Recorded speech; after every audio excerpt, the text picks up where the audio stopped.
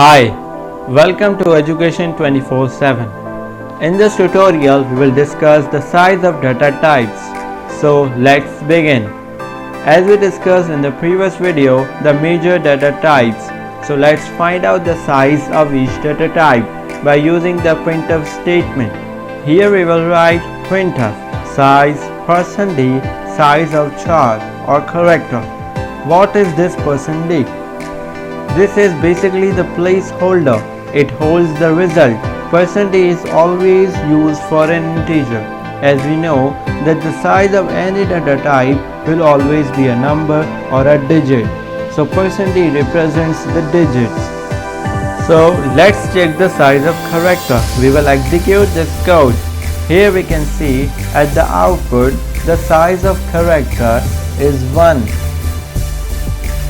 Now let's find out the size of an integer. In the same way, we can find out the size of any data type. Let's say we will write integer here and we'll execute the code. As you can see at the output screen, the size of integer is 4.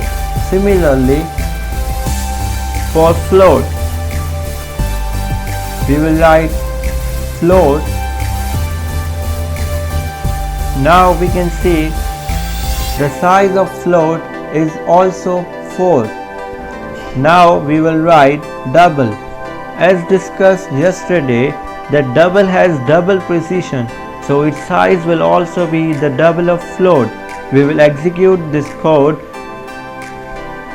Yes, you can see at the output screen the size of double is 8, which is the double of float. In this way, you can display the size of any data type.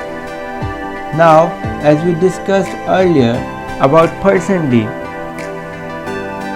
%d represents digits. We have several other as well. %f represents float or double. %s means strings. What are strings? Strings are basically the collection of characters.